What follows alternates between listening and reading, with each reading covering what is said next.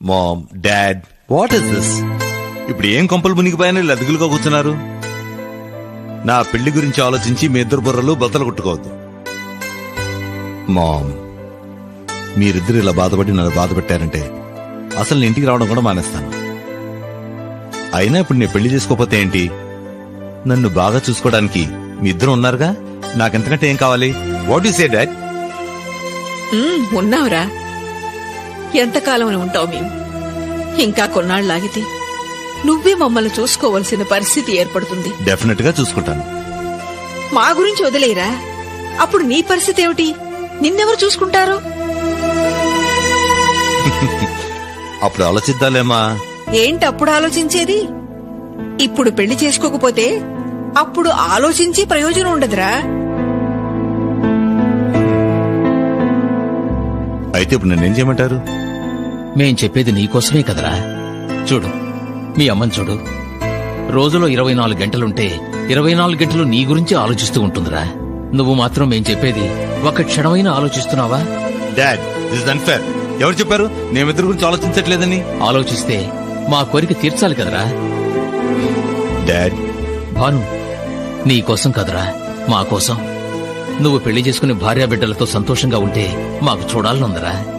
మన వాళ్లను మనవరాళ్లను ఎత్తుకుని ఆడించాలనుందరా.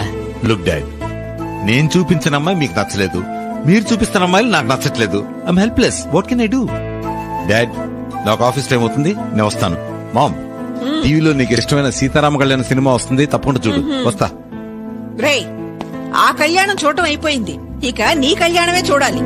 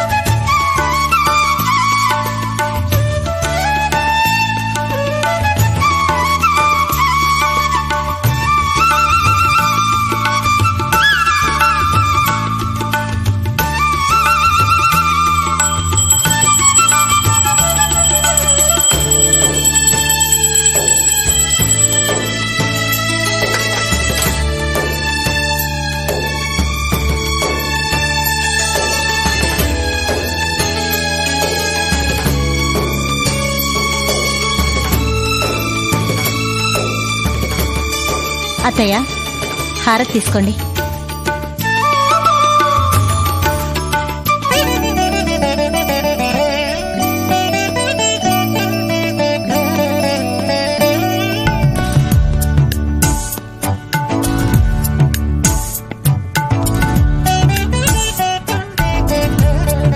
కూర్చోండి, ఈ లోపు నేను కాఫీ తీసుకొస్తాను.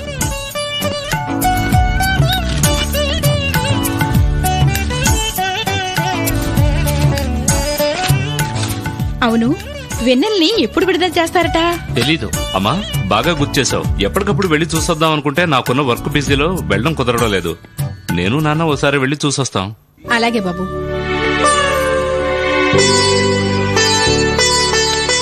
ఎవరినండి చూసొస్తానంటున్నారు? అదే పూర్ణి, వెన్నెల్ని. దాన్నెందుకు చూసి రావడం? అదేంటమ్మా అలా అంటావు? వాడు మాట్లాడేది వెన్నెల గురించి. అవును, నేను చెప్పేది కూడా దాని గురించే. అయినా మీకేం పని పాటలేదా? జైలుకెళ్ళిన దాంతో మీకేం పని? దానికి అది ఎలాగో చెడిపోయింది. దాంతో మాట్లాడితే మనం కూడా చెడిపోయిన వాళ్ళమవుతాం. మరొక్కసారి దాని విషయం ఈ ఇంట్లో తీసుకురాకండి. దాని చావు దాన్ని ఎక్కడైనా చావనివ్వండి.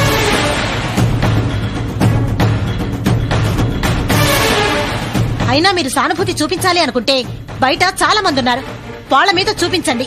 అంతేగాని ఇలాంటి అలగా జనం మీద చూపించకండి. కాదు కూడదని మీరు. ఏంటి కాదు కూడదు? నువ్వు అసలు మనిషివేనా? ఎలా మాట్లాడగలుగుతున్నావే ఇంత కఠినంగా? నువ్వెక్కడ దాపరించావే నాకు? నిన్ను మీరున్నా నాన్న. అరే ఉండమంటుంటే మరొకసారి గనక వెన్నెలు ఏమైనా అన్నావో నరికి పోగులు పెడతాను. నేను గాని నోరు విప్పి మాట్లాడితే నీ భాగవతం మొత్తం బయటపడుతుంది. ఏమనుకుంటున్నావు?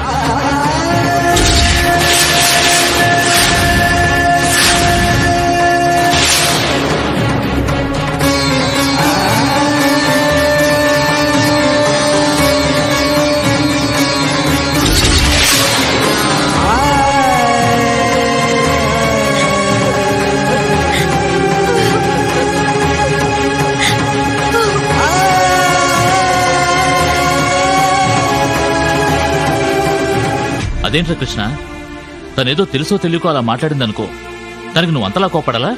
లేకపోతే ఏంటి నాన్న, అదన్న మాటలకి మీకు మాత్రం కోపం రావడం లేదా? తెలుసో తెలియకో అనుంటే బాధపడేవాడిని కాదు, అంతా తెలిసే కావాలని అంటుంది అది. ఈ రోజు మీరు లేకుంటే దాని సంగతి చెప్పేవాడిని. చాలే ఊరుకోరా, ఇంత మాత్రానికే అంతలా కోపడితేలా? తనేదో అలా మాట్లాడిందని నువ్వు కూడా తనలాగే చేస్తావా? చూడు కృష్ణ, రెండు చేతులు కలిస్తేనే చప్పట్లు, అలాగే ఏదైనా మనం సర్దుకుపోయే దాన్ని బట్టే ఉంటుందిరా. ఇలాంటి చిన్న చిన్న గొడవలే రేపు పెద్ద గొడవలకి దారితీస్తాయి. భార్యాభర్తల మధ్య ఇలాంటివన్నీ సహజంరా. డాడీ డాడీ, మమ్మీ ఏడుస్తుంది. రే కృష్ణ, వెళ్ళి పూర్ణిమను ఓదార్చు. రే వెళ్ళు. నువ్వు రానా? ఏమిటండి ఇదంతా?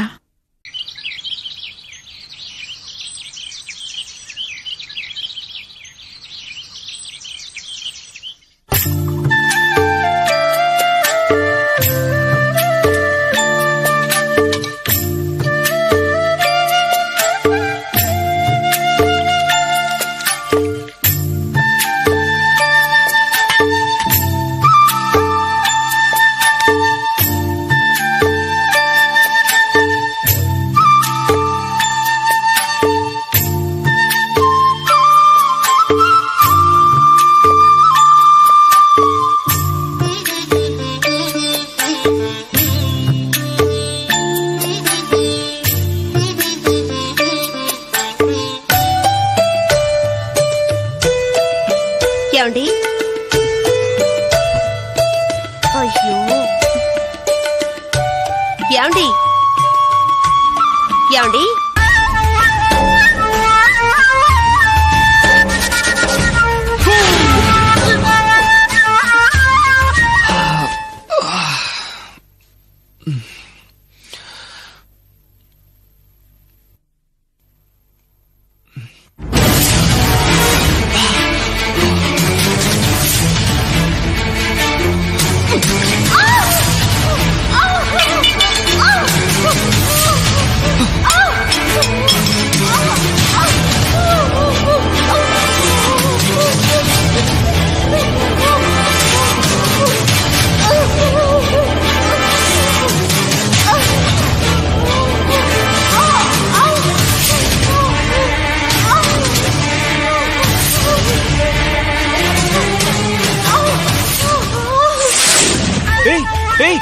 ఏంటి ఏంటి కాలిందా? పాపం, కాలే ఉంటుంది. వేడి కాఫీ కదా. మరి వేడి వేడి కాఫీ నాకిస్తే నా నాలిక కాలుతుందో లేదో తెలీదా నీకు? చూడు, కాఫీ వేడిగా ఉందా చల్లగా ఉందా, తాగితే నాలుక కాలుతుందా లేదా అని తెలుసుకొనివ్వాలి, సరేనా? ఏం కాలేదు కదా? ఏం కాలేదు, ఏం కాలేదు. ఎందుకండి రోజు నన్ను ఇలా హింసిస్తారు? ఒక్కసారిగా చంపేయచ్చు కదా.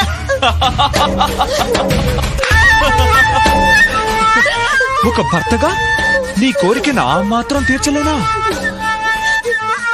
కానీ ఇప్పుడు కాదు. ఎన్నాళ్ళు నీ చుట్టూ ప్రేమ ప్రేమ అని తిప్పించుకున్నావు. నీ చుట్టూ తిరిగి తిరిగి నా పర్సు ఖాళీ అయిపోయింది. నా బైక్ టైర్లు అరిగిపోయాయి. నా చెప్పులు తెగిపోయాయి. చివరికి నిన్ను పెళ్లి చేసుకునేసరికి నేను నిలువునా కరిగిపోయాను. నిన్నప్పుడే చంపుతానా? నాకు వారసుడు పుట్టిన తర్వాత అప్పుడు ఆలోచిద్దాం, సరేనా?